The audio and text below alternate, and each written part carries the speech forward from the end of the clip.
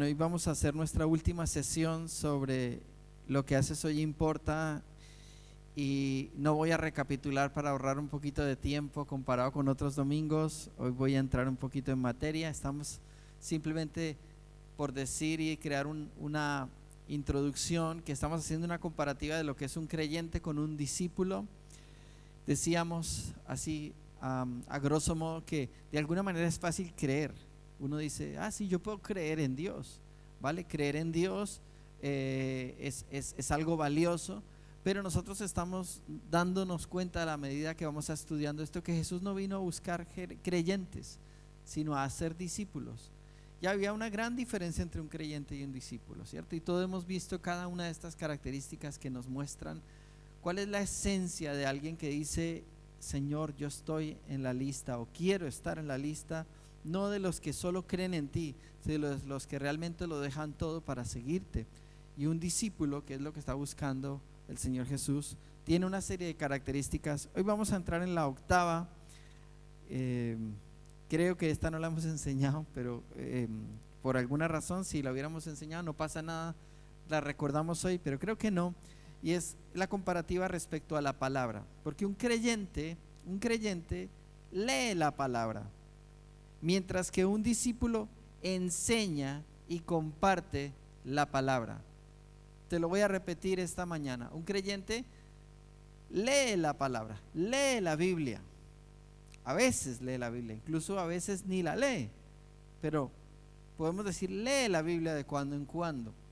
Pero a diferencia de un discípulo no solamente la lee, sino que él la aprende, se alimenta de ella y como consecuencia la enseña, la comparte. Y ¿cómo no podíamos usar el versículo de Mateo 28:20, que es la gran comisión, importantísimo respecto a esto? Y dice Mateo 28:20, enseñándoles que guarden todas las cosas que os he mandado, y he aquí yo estoy con vosotros todos los días hasta el fin del mundo. Amén. Entonces hay algo que entiende el discípulo, a diferencia del creyente, y es que el Señor le da la palabra para que él crezca. Ahora, si puede repetir conmigo esta palabra, crecer. El Señor nos da alimento y nos da palabra, ¿para qué? Para crecer, para crecer. Entonces, ¿qué pasa con el creyente que realmente solo lee y realmente no dispone su corazón para alimentarse de la palabra? Pues que no crece. Entonces su fe se queda pequeñita y es muy frágil. Fácilmente puede ser movido, sacudido, puede volver atrás, puede dejar de creer en Dios según las circunstancias o lo que le esté pasando en la vida. El discípulo que cada día lee su Biblia y se alimenta de ella, tiene una experiencia profunda de conocer a Dios, al Dios de la Biblia, y sabe exactamente quién es. Por eso es tan importante experimentar a través de la palabra de Dios un conocimiento profundo acerca de quién es realmente Dios. La gente tiene 1000 opiniones respecto a Dios, pero solamente hay una opinión verdadera, y es la que nos dice la palabra de Dios. Nosotros podemos tener muchas opiniones respecto a Jesucristo, pero la Biblia es muy clara en decirnos quién es Jesucristo. Nosotros podemos creer que estamos en un punto de la vida, pero la Biblia realmente nos revela quiénes somos y dónde estamos y cómo estamos, cuál es nuestro estado. O sea que es muy importante alimentarnos de la palabra para que eso traiga crecimiento a nuestras vidas. Un discípulo siente la necesidad de alimentarse a diario para crecer. Yo lo he visto en este nuevo tiempo que hemos creado este proyecto que se llama Escudriñando las Escrituras, y he visto en los audios que me envían las personas, todos los días meditamos en un pasaje no demasiado grande, todos los días les envío una meditación para que ellos lean, pero ellos entendieron desde el principio, los que están apuntados, que escudriñando las Escrituras no es leer la Biblia rápido y leer la meditación que envió el pastor y hacer una oración y marcharte a trabajar. Porque si haces eso, entonces estás otra vez en el modelo de quien lee la Biblia, pero no quien la escudriña a fondo. Entonces, el que escudriña es porque dice: yo necesito alimentarme y comer, aprender a recoger mi propio maná, mi propio alimento espiritual. Yo no puedo depender de otras personas. Y yo los he animado mucho. De hecho, ahora hago meditaciones un poquito más largas, y a veces de ciertos tópicos que me parecen más significativos. Pero traté en el principio de que, aunque hubiera una meditación que os sirviera, realmente esa meditación no fuera como la respuesta para entender el pasaje, sino que cada uno se esforzara en estudiar para entender realmente, escudriñar y encontrar todos los significados, y que en la medida que lo hiciera empezara a descubrir un montón de cosas. Y por eso ellos me envían cada fin de semana un audio diciéndome todo lo que, o todo no, porque les he pedido solo 5 cosas de las que han aprendido en la semana. Y cuando me envían los audios dicen cosas increíbles. Yo he escuchado a algunos que digo: están listos para pararse aquí en el púlpito, porque qué revelaciones que da el Señor. Y yo me di cuenta en esto y recordé una vez más: Dios habla hoy, Dios habla ahora, Dios está hablando, pero Dios está buscando gente que esté atenta para escuchar. Y por eso hay una diferencia entre el creyente y el discípulo.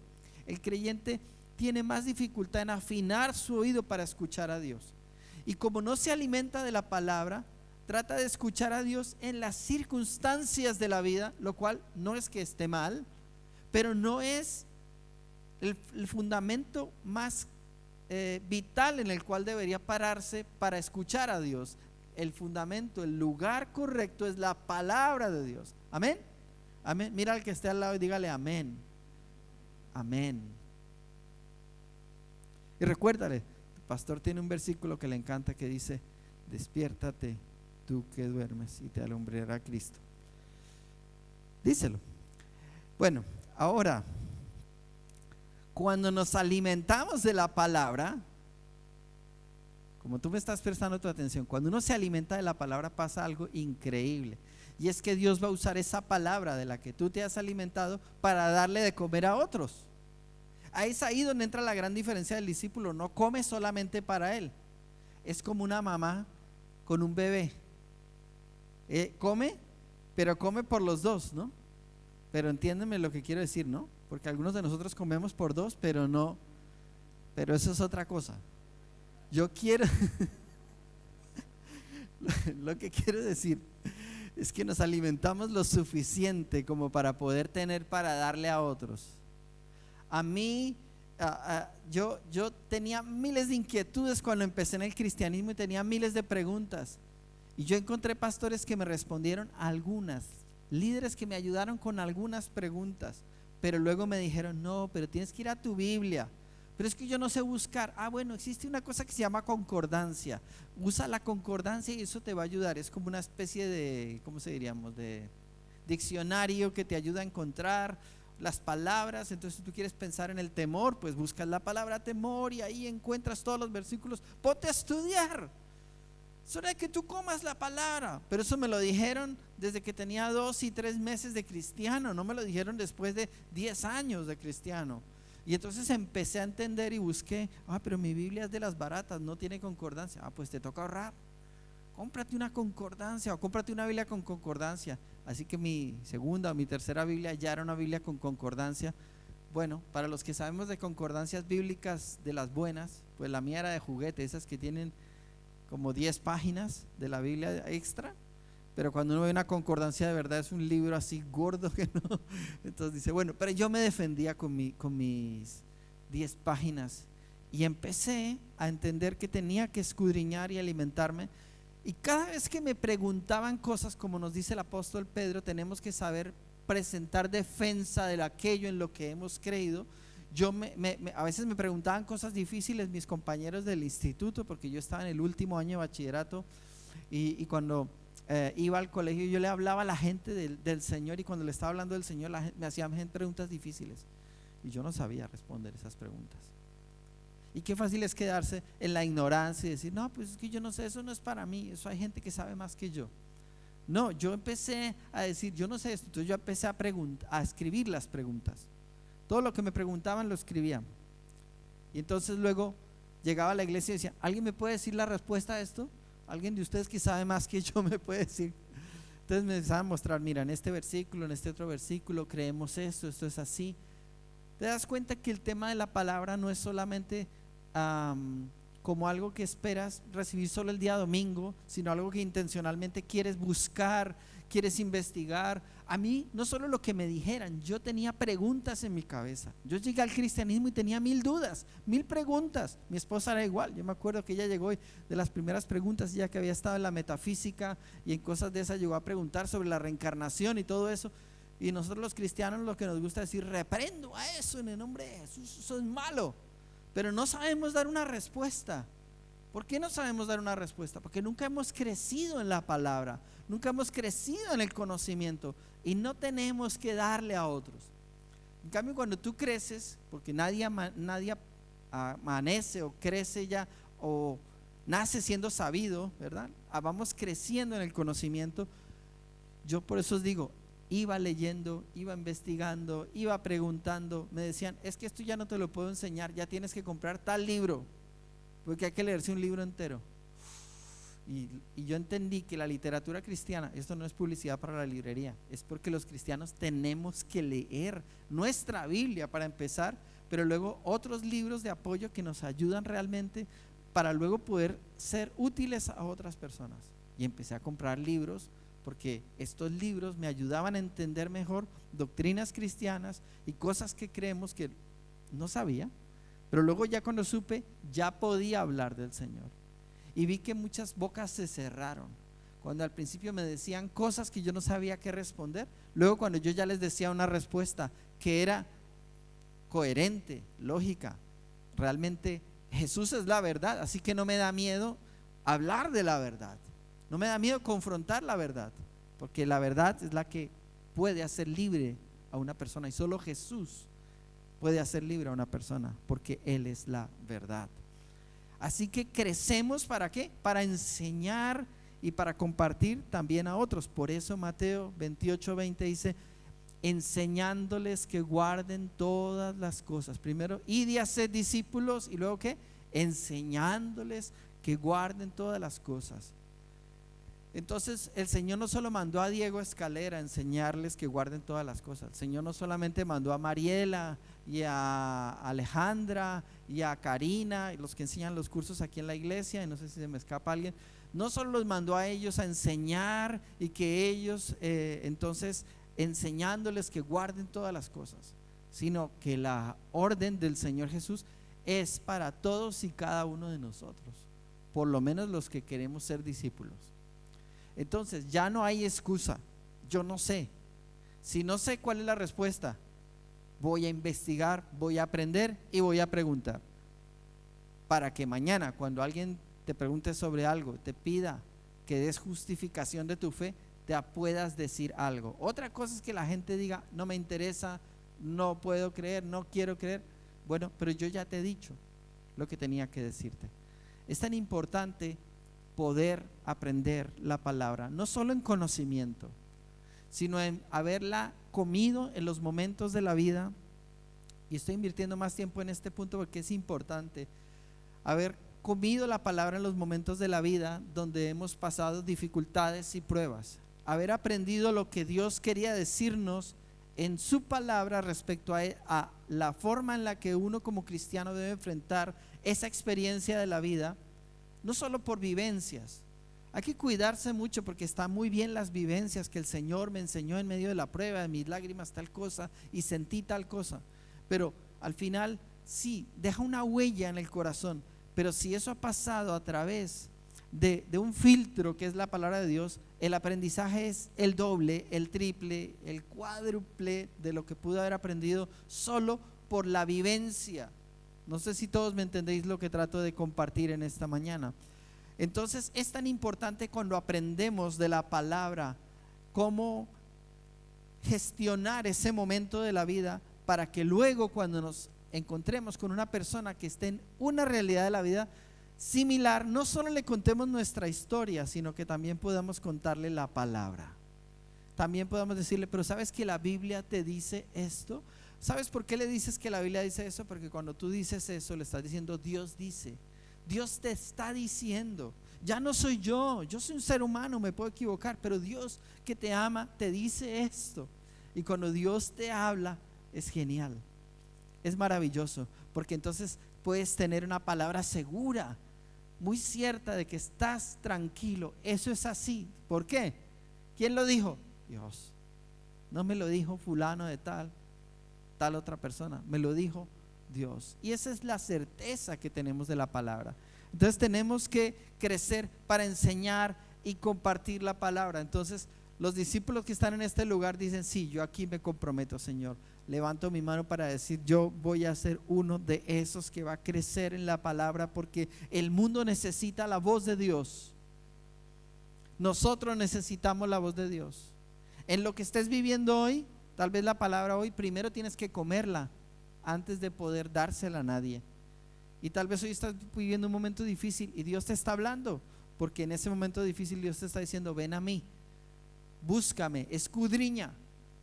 Cuando yo no sabía algo, tenía una situación difícil, iba y me metía sobre eso. ¿Qué habla la Biblia del dolor? Yo siento ahora mucho dolor, me siento solo. ¿Qué dice la Biblia de la soledad? Estoy sintiendo como una tendencia a la depresión. ¿Qué dice la Biblia? ¿Cómo debo vivir frente a la depresión? ¿Quiénes enfrentaron la depresión en la Biblia? ¿Cómo lo hicieron? Y yo decidí empezar a aprender un nuevo lenguaje, no el que tenía mis emociones, sino el que venía de Dios.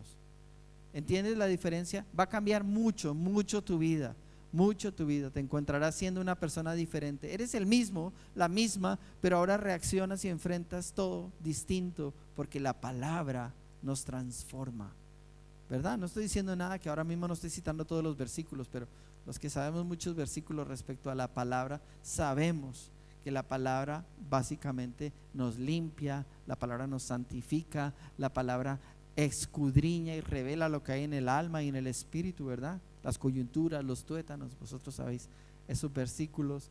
La palabra de Dios revela el corazón, la palabra de Dios hace un montón de cosas que no pueden hacer solo los consejos de alguien. Bueno, genial, esto es el octavo punto. Noveno,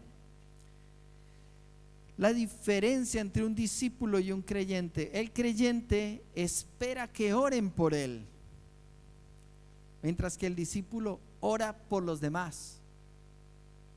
El creyente espera que oren por él, mientras que el discípulo ora por los demás. Yo te he dicho más de una vez en estas sesiones de este tema que es evidente que todos queremos y necesitamos recibir, ¿verdad? Es evidente que todos necesitamos que oren por nosotros. Yo necesito que oréis por mí todo el tiempo, pero no es que eso esté mal. Lo que está mal es cuando decimos que nos quedamos en esa primera fase, donde siempre somos dependientes, donde siempre estamos esperando recibir sobre nosotros. Y entonces ese es un problema muy grave del creyente. A mí me preocupa mucho este sistema de la iglesia que mantiene vivo ese nivel de creyente y no genera un reto, un desafío a los hijos de Dios para que entiendan que tienen que creer por sí mismos, que tienen que orar por sí mismos, que tienen que no solamente tener fe suficiente para orar por sus problemas, sino que tienen que crecer al siguiente nivel, donde tienes fe para orar por los de otras personas. Cuando tienes fe suficiente para orar por los enfermos, cuando tienes fe suficiente para creer que aunque tú no estás con los que tienen familia fuera de España, aunque tú no estés con ellos, tu oración desde aquí puede cambiar la realidad de lo que está pasando allá. Y empiezas a entender que la oración tiene más poder cuando dejas de centrarte en ti mismo y empiezas a orar y a creer por el tema de la intercesión. Y aquí estamos hablando de niveles superiores, porque yo creo que la oración tiene varios niveles. La oración más primaria es cuando yo oro a Dios por mis necesidades personales. Está en el Padre Nuestro, es correcta. Dame, Señor, el pan de cada día. Pero verdad que en la oración del Padre Nuestro hay muchas más secciones dentro del modelo de oración que Jesús nos enseñó. Y dentro de esas muchas cosas, Él nos habla de que venga su reino, que así como nosotros perdonamos a los demás, así también Dios nos perdone. O sea, que nosotros al perdonar liberamos los cielos sobre nosotros para ser escuchados por Dios, y cuando no perdonamos tenemos como el cielo encapotado y nuestras oraciones tienen estorbo? Hay muchas cosas que podemos decir respecto a oración. Esta enseñanza no es concretamente sobre oración, pero lo que sí es cierto es que uno, cuando es creyente, fíjate cómo hay esa tendencia de: yo voy a la iglesia para que me den, yo voy a la iglesia para que me den la palabra. En cambio, ahora como discípulo vas a salir y vas a decir: yo voy a salir de la iglesia a alimentarme de la palabra. Tú no vienes a la iglesia a que oren por ti, tú vienes a la iglesia a recibir de Dios y a orar a Dios y a orar por otros y a recibir de Dios fuerza para orar por otros. Yo sé que Dios tiene que hacer una obra, porque cuando Dios trabaja en el corazón, Dios va haciendo una obra de restauración, de levantar una vida, de cambiar un corazón, y cuando eso va ocurriendo, esa persona está lista para orar por los demás. Dice Santiago 5:16: confesaos vuestras ofensas unos a otros y orad unos por otros para que seáis sanados. La oración eficaz del justo puede mucho. Miren cómo dice este versículo que confesemos nuestras ofensas unos a otros, lo que significa la interacción de unos con otros, y la segunda parte: orad unos por otros. O sea, que habla de que oramos por los demás, por los demás. ¿Sabes que la Biblia dice que tenemos que orar por todas nuestras autoridades? O sea, continuamente oramos por el rey de España, así seas monárquico o no, me da igual. Mientras sea la autoridad, debes orar por el rey de España. Oras por el presidente de la república, aunque no estés de acuerdo con él, aunque no te parezcan sus políticas, aunque no seas del PSOE, da igual. Nosotros tenemos que orar para pedir que Dios intervenga por encima de esa persona y obre en esa persona, no solamente para que la bendiga y la proteja, sino para que Dios opere en la forma en la que esa persona percibe la vida y gestiona el lugar de autoridad que Dios le ha entregado. Oras por todos los políticos, oras por el alcalde de Alicante, por la gente que dirige toda nuestra región, nuestra zona, ¿verdad? Que eso es una manera de intervenir espiritualmente sobre las cosas que están alrededor. Mira, no hay peor cosa que creyentes que no crean que hay poder en la oración. Yo creo que esa es una de las cosas que más frena a Dios, cuando uno como creyente dice: ¿para qué oro si el mundo va a seguir siendo igual? Evidentemente esa persona, cuando ora, no pasa nada. Siente que lo que tiene en su bolsillo es un revólver sin balas, ¿vale? En cambio, el creyente que tiene fe y comprende la oración es como si tuviera una de esas que hacen unos agujeros así, y sabe que con una oración bien hecha puede hacer algo tremendo. Por eso el diablo frena mucho la oración de la iglesia, la convicción de orar, nos hace sentir poca cosa. ¿Y qué es más cómodo? Venir el domingo y esperar a ver si en algún momento hacen un llamado de oración para yo pasar y que oren por mí. Y yo también paso en los llamados de oración para que oren por mí, porque yo también necesito. Por supuesto que sí, yo no te estoy diciendo que eso está mal. Lo que está mal es cuando siempre todo en la oración en tu vida depende de terceras personas y no depende de ti. Pero más allá, el verdadero discípulo no solamente tiene su propia vida de oración, sino que ora y está conectado con el corazón de Dios para orar por las cosas que a Dios le importan. Esto es muy importante, lo que te estoy diciendo ahora, y es cuando entras en el nivel de intercesión. En la intercesión ya empiezas a orar por otros porque disciernes el corazón de Dios. Sabes lo que Dios siente por la tierra de Alicante, sabes lo que Dios siente por España, sabes lo que Dios siente por las naciones de la tierra, sabes el dolor que Dios siente por la degeneración de nuestra juventud, la corrupción que hay, el lavado de cerebro que están tratando de meternos en la cabeza con la ideología de género. Y te duele que nuestra sociedad esté cada día más destruida por los suelos. Te duele. Entonces decides hacer algo y lo haces en oración primero. Orar por los demás. La Biblia dice que debes orar por tus pastores. Eso incluye también a tus líderes, a los que te ministran la palabra. Si tú asistes a un curso de la iglesia, ora por los maestros de las clases de los niños que le enseñan a tus hijos. Óralos, bendice, no creas que ellos no están bajo ataque porque toman la decisión de enseñar la palabra. Ora por nuestros líderes de jóvenes. Ora por ellos todos los días. Le doy gracias a Dios por esto que está haciendo ahora y que está moviendo entre los padres y las madres para orar por sus hijos. Y está muy bien, porque hay un deseo espiritual donde vamos a cambiar la realidad de nuestros hijos a través de esa oración. Pero igual lo podemos hacer en todas las demás cosas. ¿Entiendes? Yo quiero que salgas de aquí entendiendo que si quieres realmente ser un discípulo, primero vas a volver a la palabra y segundo vas a volver a la oración. Ya no vas a verte más como un creyente damnificado, pobrecito, que escasamente tiene fuerzas para venir y sentarse el domingo aquí, sino que te vas a ver como un hombre, una mujer de Dios que va a ver al enemigo cómo trata de hundirte y te levantas y vas y peleas esa batalla y dices: no, Señor, Dios me ha dado poder a mí, victoria a mí, y además la declaro sobre mi vida y la declaro también sobre, y oras por tu casa, oras por otras personas. No ores solo por tu familia, ora por tu familia, por supuesto, toda tu familia, pero no ores solo por tu familia.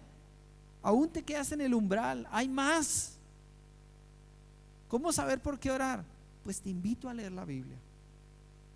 Ahí vas a encontrar las respuestas de por qué cosas debes orar. Montones de cosas. Oh, gracias, Señor.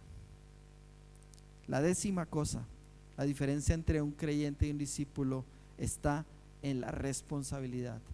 Mientras que un creyente espera que le asignen tareas, un discípulo está listo para asumir responsabilidades. Mira la diferencia: un creyente espera que le asignen tareas, mientras que un discípulo está listo para asumir su responsabilidad. Te voy a explicar en otras palabras lo que esto significa. Mientras que un creyente está diciendo: yo quiero servir a Dios, cuando quieran que me llamen y me digan qué es lo que hay que hacer, y yo voy. Si hace falta, cuenten conmigo, pero que me llamen, que me informen. Y eso, la verdad es que el tiempo nos ha demostrado y nos ha dado la razón de que cuando alguien dice eso, en el fondo no quiere realmente asumir sus responsabilidades. Y esto lo voy a ligar con el punto que da después, que es servir. Porque dice: sí, a mí que me llamen. Entonces cuando lo llamamos y le decimos: te necesitamos mañana. Uy, es que justo mañana no puedo. Eso me ha pasado siempre. Conmigo cuenta siempre. ¿Vale? Entonces te quiero toda la semana. No, eso así no puedo. Yo puedo a otro nivel. De una vez al año no hace daño. De cuando en cuando cuenten conmigo. Si hay que hacer algo, venga, yo lo hago. Pero es que la vida de la iglesia no es así. Es como si tú le dijeras a los de tu casa, con los que vives todos los días: bueno, familia, cuenten conmigo una vez al año. No sirve, ¿verdad? Porque con la familia necesitamos todos jugar nuestro papel todos los días. Hay días que no queremos hacerlo, no nos apetece fregar los cacharros, no nos apetece cocinar, no nos apetece limpiar, no nos apetece lavar la ropa, no nos apetece sacar al perro, no nos apetece tirar la basura, no nos apetece hacer lo que haya que hacer, pero hay que hacerlo, ¿o no? Se nos cae la casa encima, ¿no? Si no hacemos algo. Y en la casa de Dios es exactamente lo mismo, porque entendemos que la responsabilidad es para otros. Cuando tú piensas que la responsabilidad espiritual en la casa de Dios es de otros, entonces estás diciendo: soy un creyente. Así de simple. Cuando tú dices la responsabilidad, eso no es mi responsabilidad, eso es responsabilidad de otros, estás diciendo básicamente: yo estoy en el sillón de creyente y me quiero quedar ahí. Yo no quiero que me pidan nada. Cuando uno es discípulo, no solamente está dispuesto a servir, sino que uno entiende cuál es su responsabilidad y está buscando la oportunidad. Estás buscando las oportunidades. Y más allá, no estoy hablando solo de tus oportunidades aquí, dentro de las actividades y programas y ministerios de la iglesia. Estás buscando cualquier oportunidad que Dios te dé en la vida para asumir la responsabilidad que Dios quiere para ti. Y si esa responsabilidad es en tu trabajo, porque hay gente que cuando hay más trabajo, no, si no me pagan más, en vez de tener la actitud de discípulo, decir, pero ¿será que el Señor quiere que ocupe ese rol?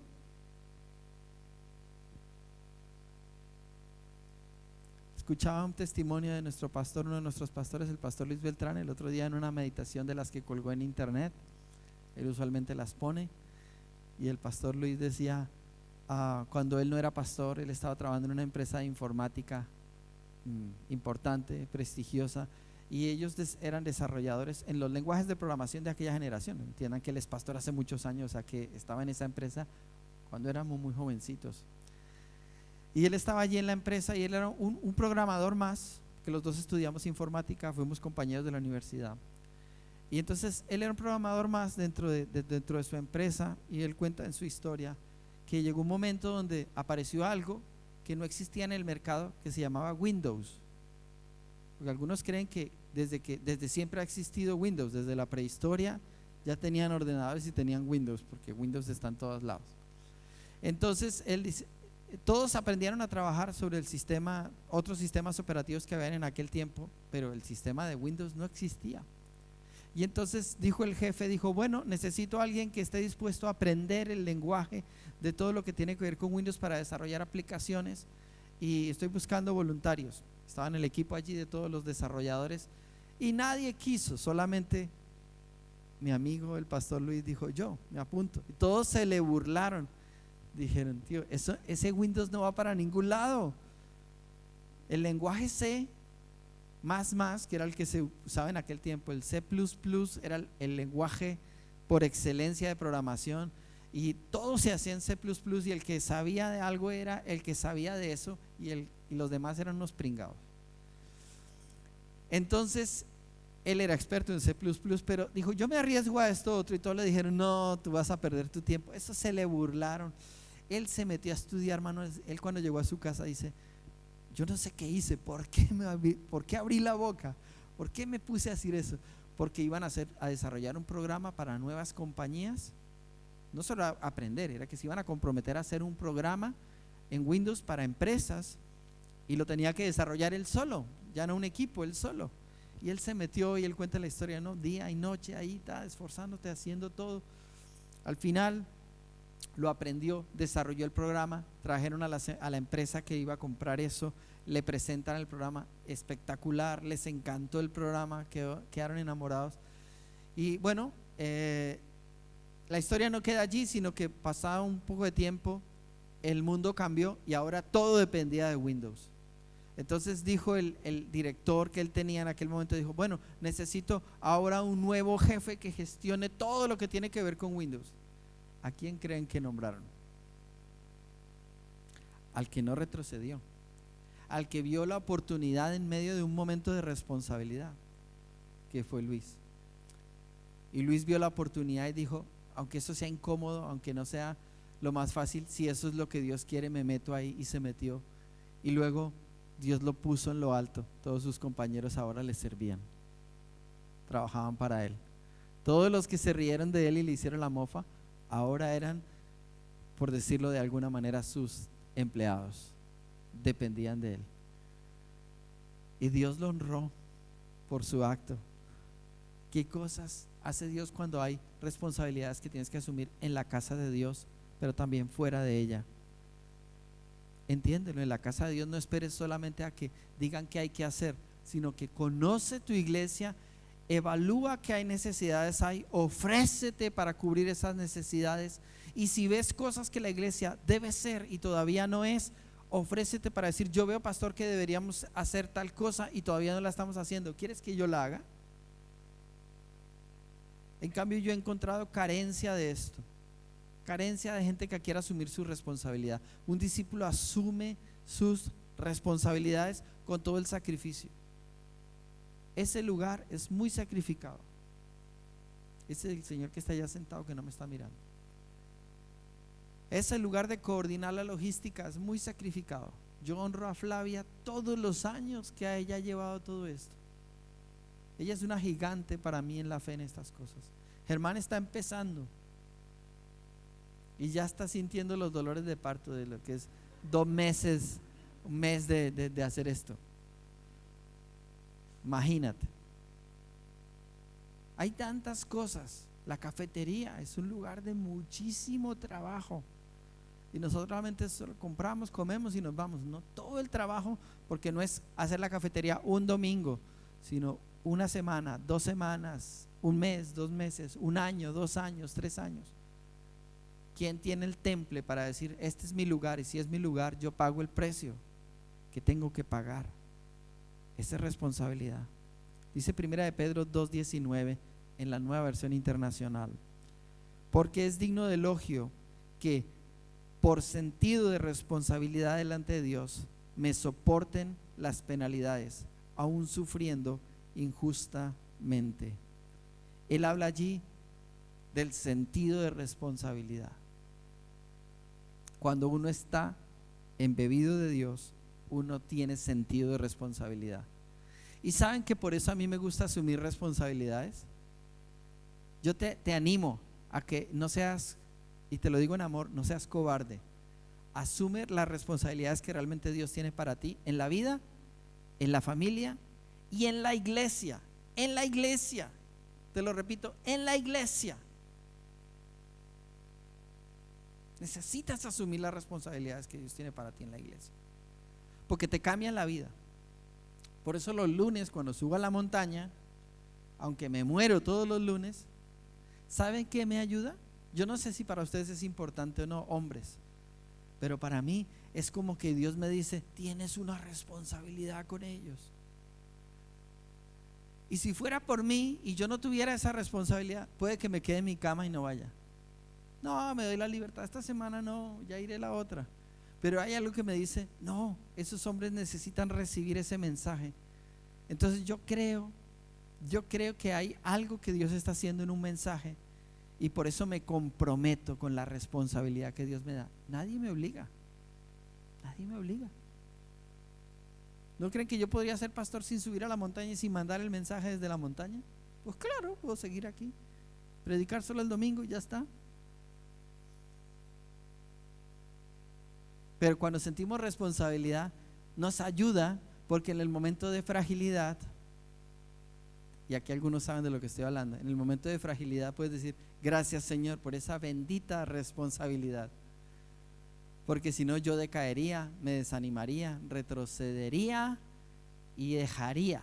Pero como tengo unas responsabilidades, esas responsabilidades muchas veces nos sostienen. Y eso lo ligo con la última cosa de este mensaje, que es servir. Porque mientras que un creyente busca ser servido, un discípulo busca servir. Y Romanos 12, 10 y 11 dice: amaos los unos a los otros con amor fraternal, en cuanto a honra, prefiriéndoos los unos a los otros, en lo que requiere diligencia, no perezosos, fervientes en espíritu, sirviendo al Señor. Algunos dirían, oh sí, servir al Señor sí, servir a la iglesia no. Pero por eso quiero que no me separes el versículo 10 del versículo 11. El versículo 10 empieza diciendo: amaos los unos a los otros con amor fraternal, en cuanto a honra. Entonces, cuando tú amas y cuando tú estás dispuesto a honrar a todos los demás que están aquí sentados aparte de ti, pues voy a honrarlos, voy a valorarlos, voy a querer amarlos y servirles. Entonces, en ese momento tú estás listo para servir al Señor. ¿Cómo? ¿Cómo se sirve al Señor? Y aquí voy a ser muy escueto, pero muy directo. Se sirve al Señor sirviendo a los demás. Es muy simple. Nos encanta todo lo que es místico y etéreo, o sea, servir a Dios, amar a Dios, todo allá. Pero todo, Dios siempre nos lleva a llevar nuestra fe a la tierra, aterrizarla, sirviendo al Señor fervientemente. Eso quiere decir sirviendo a los que amamos con amor fraternal. Vamos a terminar allí, vamos a ponernos de pie, porque qué mejor que este versículo para una iglesia como amor fraternal, ¿no les parece? Terminar diciendo que tenemos que servirnos con amor entre hermanos. Amor entre hermanos.